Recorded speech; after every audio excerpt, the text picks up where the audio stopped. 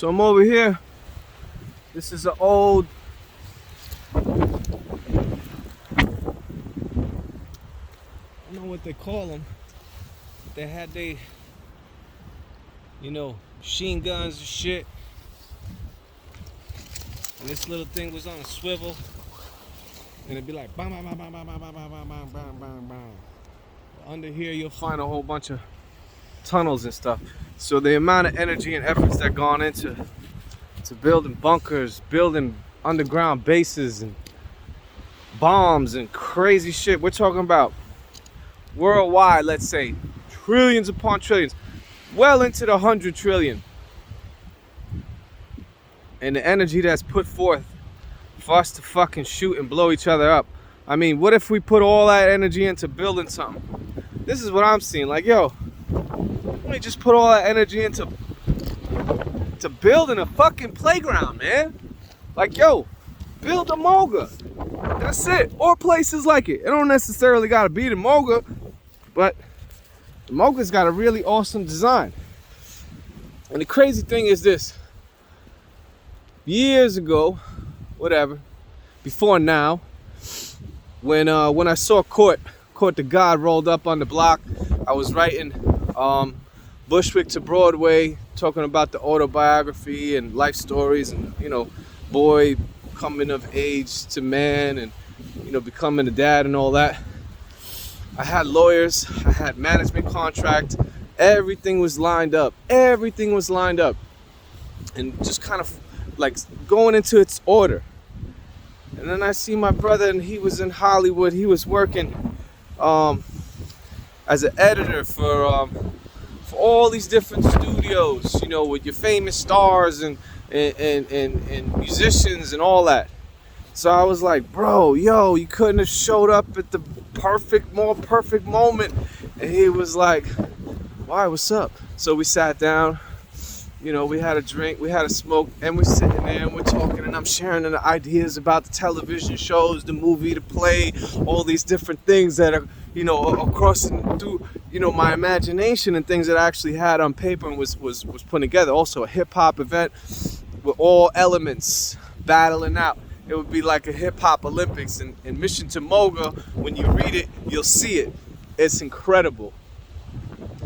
So he's like, check this out. I'm working on this nonprofit, and it's called MOGA, but don't tell nobody because we haven't got it locked down yet. It's called the Museum of Graffiti Art. And I was like, oh, all right, tell me more.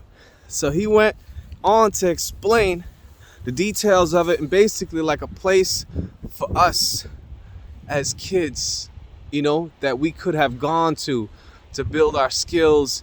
And he was more on the computer side.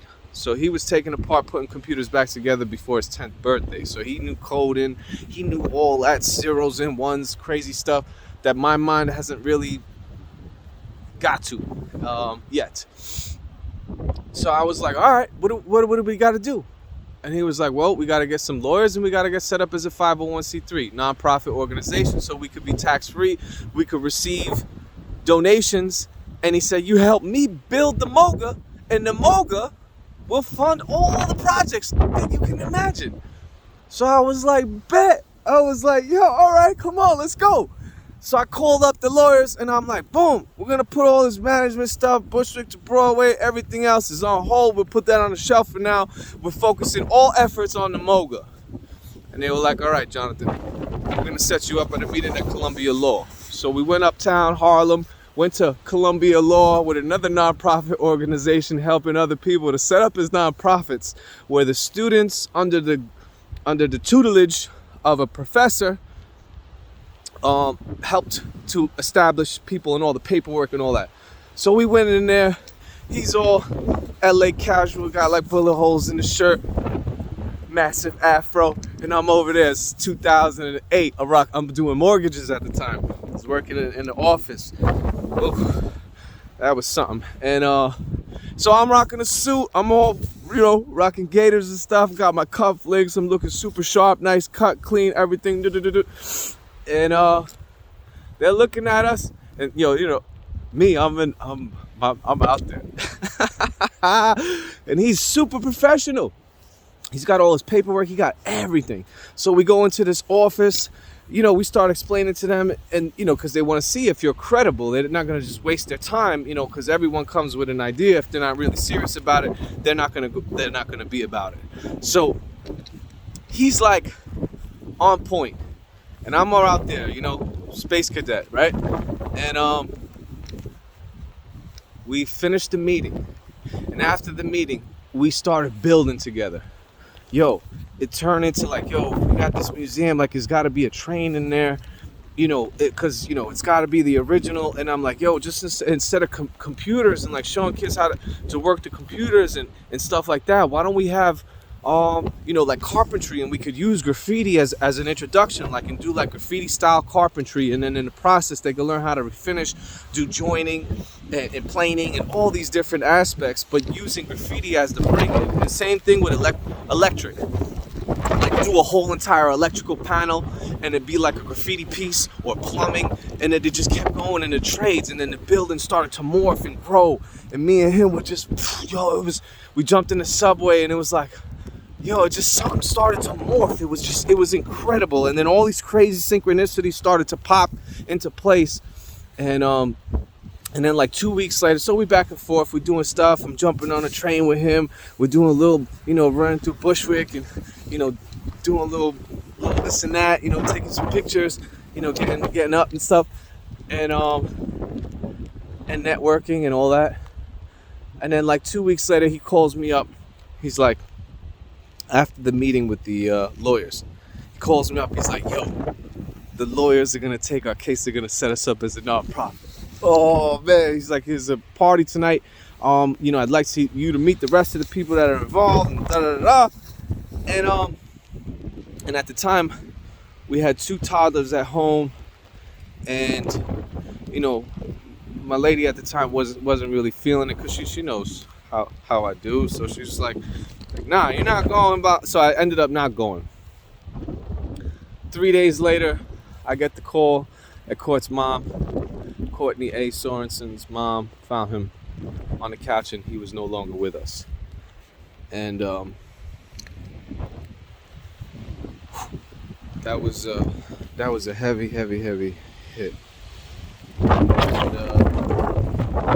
we went on to go and develop Movement of Graffiti Art. We called it Movement of Graffiti Art, still true to the vision of the MOGA. And I brought the idea of the hip-hop elements. The board of directors ranged from New York to Austin, Texas, to LA, California.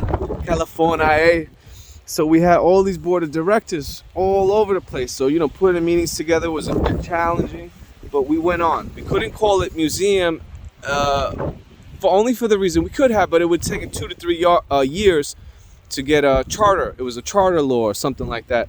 So we were kind of like, there was life insurance that was there. There was some funds that he left behind from his departure. So we put that into the organization. And then we did our first event at 5 Points. It's graffiti, Mecca in Queens, Long Island City. Like, people from all over the world go to 5 Points to bomb. So that's where we had our first event. And actually, Summer Stage in Central Park, we had 2 8x8s, 8 foot by 8 foot plywood canvases, 2 4x4, 4x8s, attached together.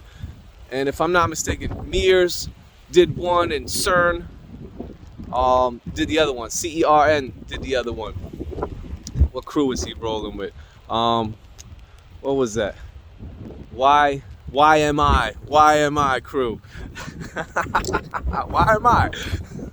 So, and then we started to go in and then networking and doing different things, and we were doing different, sort of creative, interactive, gallery pop-up shops, Southside Jamaica, Queens, and then we had something in Lower East Side, and then finally we were at 42nd Street, right around the corner from United Nations. We had a 5-day interactive shop, and at the final event, we had family come through playing live Gypsy, Balkan, like music. It was incredible. So we had break dancers from Fort Apache, South Bronx, had writers from back in the 70s. Oh man, everyone was there.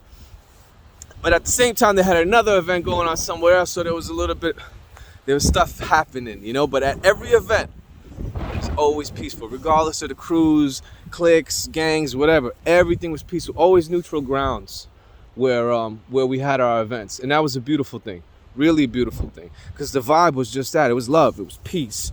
It was just creative energy flowing, and then the third baby arrived. Little Emmy, so she came through.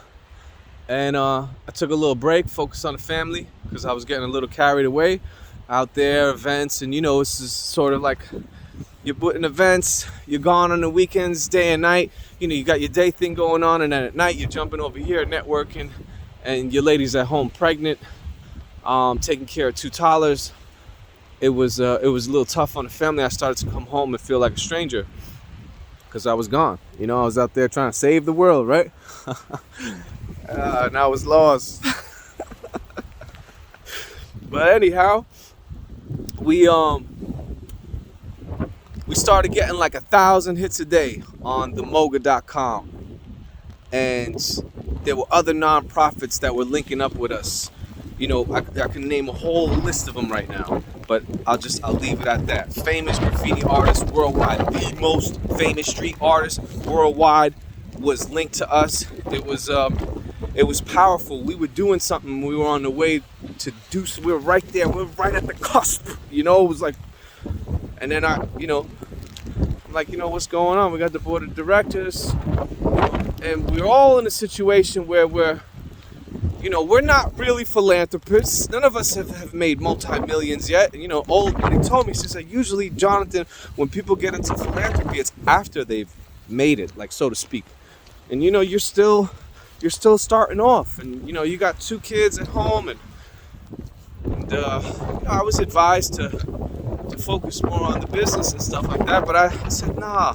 If I just show the world what I do out of love and passion, from within my bones, like, people will see that, and then everything will come flooding in. But the rest of the board didn't feel that way. People were, struggling to make rent, and they had other things going on. So I ended up becoming all the roles. I was president, treasurer, secretary. I was doing everything. Footwork, legwork. We were going around picking up garbage off the streets and bringing inside, like, garbage. It was garbage, but it was canvas. It was like flat surfaces that we could bring into a shop. I had people call me, yo, say, there's this thing over here on 42nd and 8th Avenue, or there's this thing over here, blah, blah, blah. And I was flying over there. I had the old Honda Civic, 4-wheel drive, hatchback, stick shift. Yo, we were out. We were having so much fun, man. Yo, it was incredible. And I put this meeting together. It turned out I arrive at the meeting. I'm the only one there. I put the meeting together, spoke to everyone on the phone, cross all America. Boom. Those 3 spots. Just calling everyone. Everyone's hyped up. Yeah. And then to come the day for the conference, I said, all right, I'm not gonna call anyone. They got the notice. I called them. They got the invite. Let me see. Because a lot of the times before, people ain't really participate. And another president told me, they only show up for the wine and cheese. Yo! Oh, you know how much that hurt? But it's all right, because those wounds heal. But no one showed up. No one showed up to the conference. I'm looking at my lady at the time. And I'm like, yo, she's just shaking her head. She's like, I told you. She's like, I told you. She's like, why are you doing this? And then I'm looking at the kids. I got a little baby, maybe 3 or 4 months old. And I just wrote the letter of resignation. Boom. That's it. Finito. La musica. So, years later, this thing didn't allow me to rest. So I got into one situation, because we've been in the drug thing, since we were little kids, experimenting with this and that. And one night, it was just a little bit too much, a mixture. smoking crack, smoking angel dust, smoking weed, and then sniffing heroin. And this is like 2018, if I'm not mistaken. And I left. Grabbed both my legs, I put them in over each other like meditative position. I said, okay, if I'm gonna go out, I'm gonna go out this way. And I left for a moment, and I came back, and I screamed as loud as I possibly could, "Build the MOGA!" And I sobered up instantly. And it was the most magnificent thing. And I've been dreaming about this story that I was gonna write, that court never departed. And what we went to do, we went off and did it. So that's basically the introduction of Mission2Moga. This is where the story originates from. This is the inspiration for the story. And then as I'm writing and going through deeper and deeper, I'm like, all right, so this is an apocalyptic event. Everything on the Earth's surface gets wiped out. Why does this building, what is it that allows this building to maintain where everything else goes back to dust? And that's when we looked up the most strongest substance. And that's where the mega structure outlined in graphene armor was born. So when you read Mission2Moga, this will give you a little insight. So I'm really grateful that I'm still breathing and living, because there's a lot of energies out there that I wish I wasn't. But that's all right, because I love you anyway, regardless. So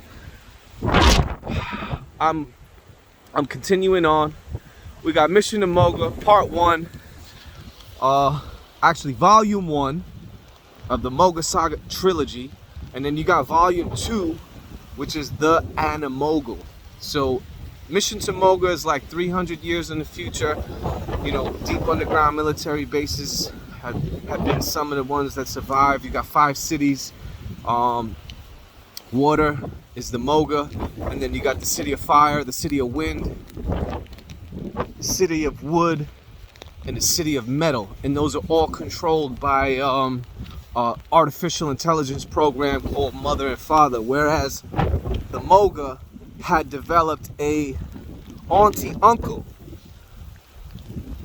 artificial intelligence program. But the other place is ASI, Artificial Supreme Intelligence, whereas the MOGA still just kept it to their thing.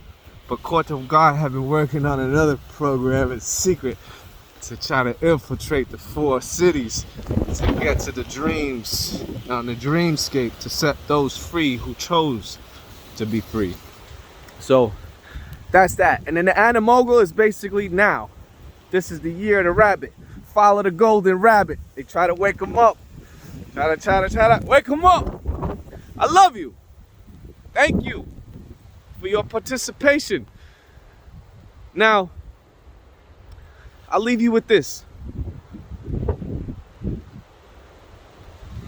Are we gonna allow some multi-millionaire, billionaire, trillionaire hedge fund managers and bankers to determine our future and what the world should be like? Or are we, the living, to choose a place that can enhance and push us to the levels that are what we are truly capable of, and that we can find in a place like the MOGA? We ain't stopping nothing. We're here to build something.